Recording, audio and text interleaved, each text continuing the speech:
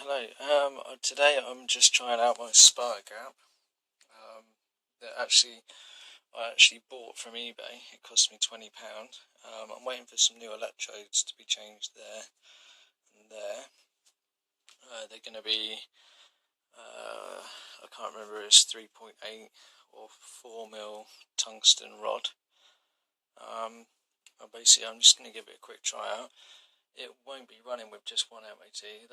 That's a big MOT, that is. It might not look that big because it is next to a pretty huge capacitor, another big capacitor there. But that's actually about sort of like half the size again of a normal MOT. Basically, I'll be running the motor for the spark gap off of that variac, and I shall be running the MOT from this variac. That is already set at the right volts. So I'm going to be running this system today, and I shall be using it with that switch and the foot switch here, which is actually the wrong way up at the moment. Oh god. But I'm going to get down on the floor because I can't bend over, and we'll see how it goes. Now, I was planning on trying it out at 250 watts, so that one there is from nothing to 250. So if it doesn't work, I'll gradually take it up. And yeah, I'll be using this switch here to turn it on. So the system is now activated, as you'll be able to see. But that's annoying. I know it's activated, so I'm going to turn it off. I've got my foot switch here. So everything should all be well. I've just got to reset my stop button. That's a bit of a pain, that is. I've got the keys on the same thing as my stop button. But it's sort of a safety feature in a way, because you have to take the key physically out of that switch, which won't come out unless it's switched off, to be able to unlock that. So it's sort of a good feature, really. So I shall start my spark gap off moving, as you can see. And that is on about 60 volts. Now that motor is 11,000 RPM. You'll probably notice today that you'll hear the fans go off in the unit, because I've added the fans, as you can see. I've added the lights as well. That made me jump. See, that's one of the main disadvantages with one of these things.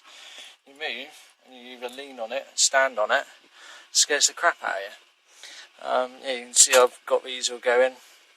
You can hear it turning on the extra contactors, but we'll start off at 250 watts anyway. So that MOT is ballasted to 250 watts, so I shall switch it on with the pressure. Not much, but I will switch it on and I will turn the speed of the motor up.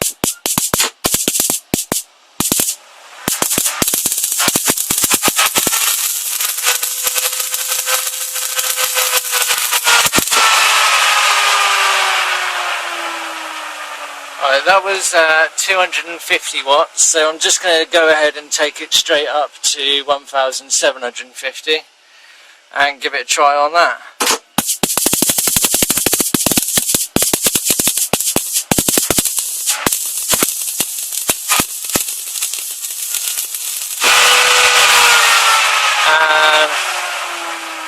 And again, take it down. And now we're going to go completely unballasted with one MOT, and we'll see what happens. It might well not work too well, because as I say, them electrodes are not very good at the moment. So we'll just see what happens. But this is completely unballasted now. None of the lights are on, which means unballasted.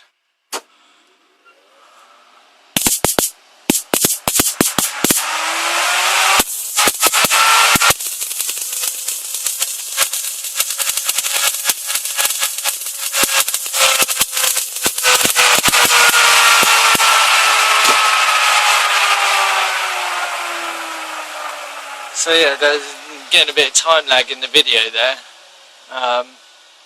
It doesn't seem quite as fierce as when it's actually ballasted.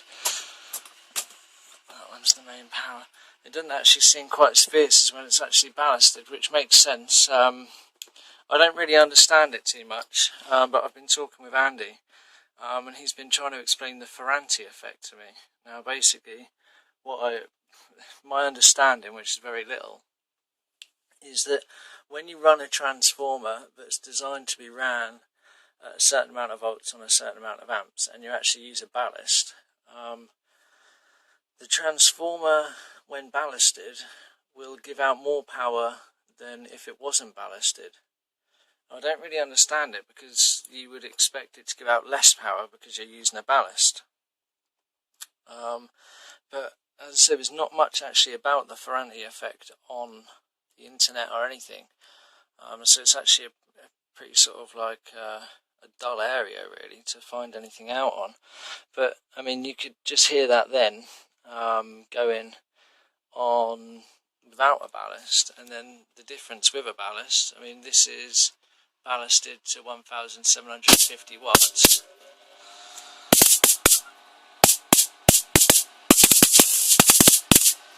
And then I'm going to turn it down.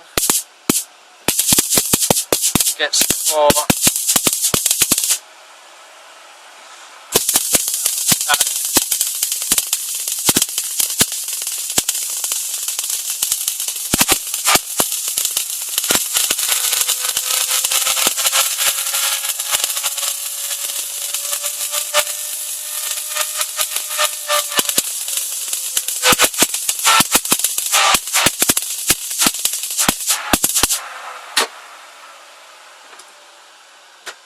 So yeah, but as I say, I don't really understand too much about the ferranti effect.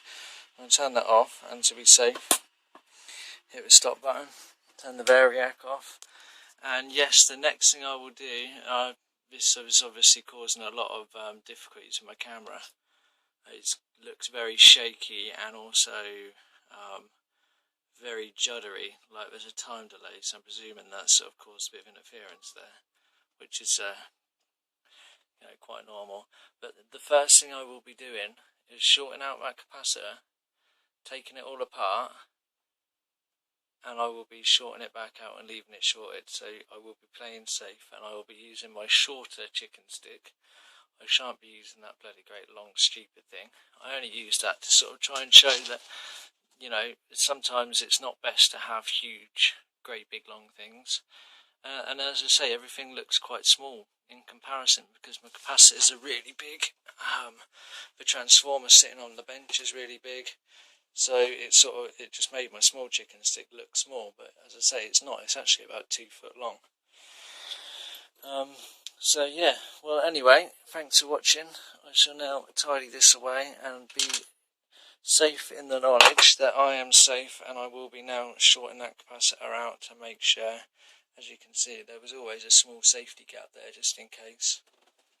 Which again is another bit of a grey area actually, because a lot of people say, well, you shouldn't have a safety gap on your capacitor bank because it can blow your capacitor up. Well, that's a pulse rated capacitor, that's what it's designed for. It's a 50 kV capacitor. So, I mean, that's not really going to take much harm from it. But obviously with an MMC or something else, you know, they don't really like being shorted out.